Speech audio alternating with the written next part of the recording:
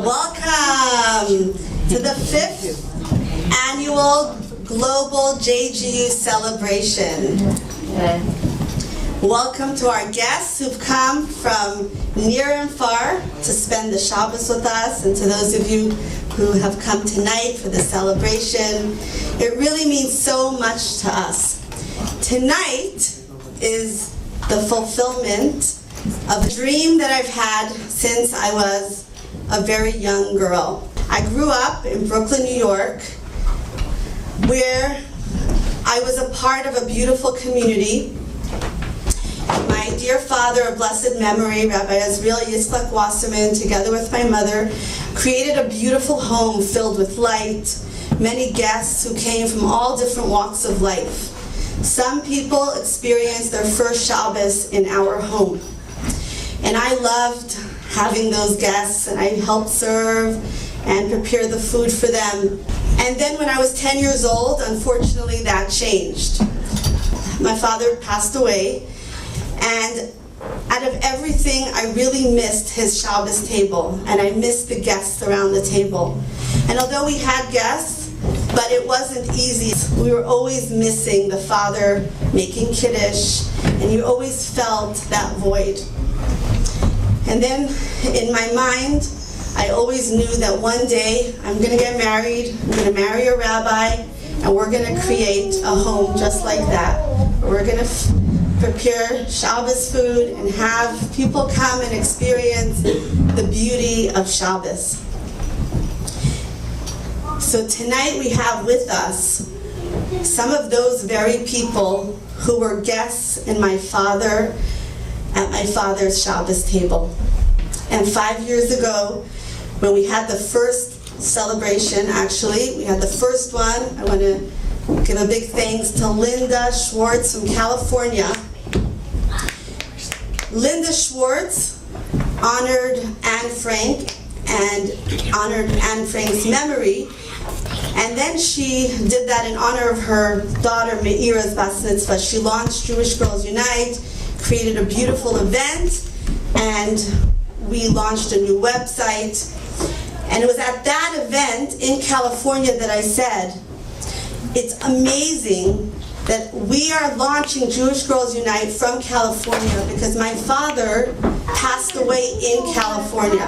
He went there for treatment, and it was no coincidence that here I was coming back so many years later to honor his legacy.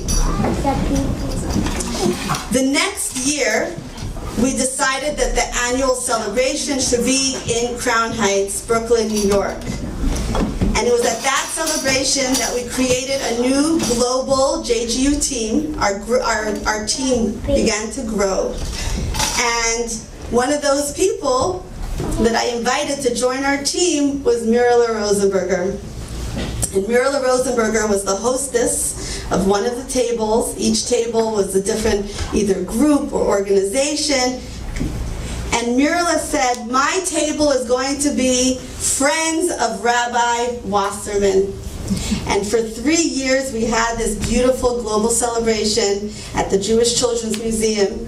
And each time Mirele filled the table with people whose lives were impacted by my father. And truly it was as if he was there. He was there, actually. Tonight, this is really the 4th year that Mirele is playing piano at our celebration. And Mirele will probably tell you that she played for my father. When he was a teacher in Lubavitch Yeshiva, he took his students to sing for the seniors. And he asked Mirele to accompany their songs. So tonight, it gives me great pleasure to honor Mirele with the Jewish Matriarch Award. And to have spent a Shabbos together was something that mere words cannot describe. Because like I said, to recreate that feeling, that Shabbos table, has been my dream since I'm a very little girl. And along the way, it wasn't always easy.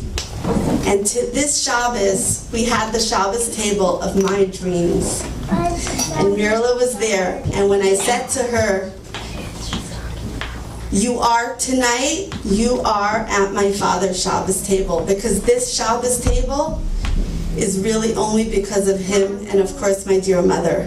That was the spark that led to my drive to create a home where Jewish people can connect, gather, and learn about the spark inside of them, the soul that they were given.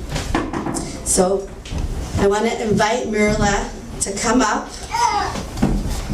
and receive the Jewish Matriarch Award, because I know that my father impacted Meir, her husband. He was a brother to him. Mirele says my father brought her husband closer to Judaism, which led to Mirele's story. And after that, Baruch Hashem, they had 8 children. And to see the matriarch that you have become for your own family, as well as so many others and those who you help to sing the song of their soul through the music that you play, and just by the loving person that you are throughout this whole journey. It was always Mirele that expressed such appreciation for what JGU does, and it really kept me going, because I can't speak to my father directly, and sometimes that's hard, but when people like Mirele, who were connected to him, tell me, I know that you're making him proud. For me, I know he's with me. The whole Shabbos, my father felt like he was here watching us, singing with us. And thank you, Mirele, for being here and being a part of our lives. I just chose this Michal Muchnick painting with a Torah because I know that it's the Torah that my father taught that brought you closer to Hashem.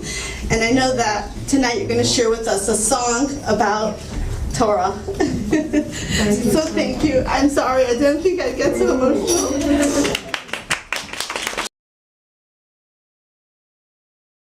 The song that I'm going to share with you is a song that I wrote when I finally felt in my heart that I was from. So Rabbi Wasserman, Oliver Shalom, brought my husband into Yiddishkeit. But I was not ready for that yet. It took me 5 more years after that before I felt panемiously inside that I was a frum woman. And so this song that I wrote the words and the music, is something that I wrote actually for my children, because I finally had something to write about. I have something to give to you, so rare and shining and true. Many years ago, I thought I knew about all the things of value and truth, of the beauty and innocence of earth and trees.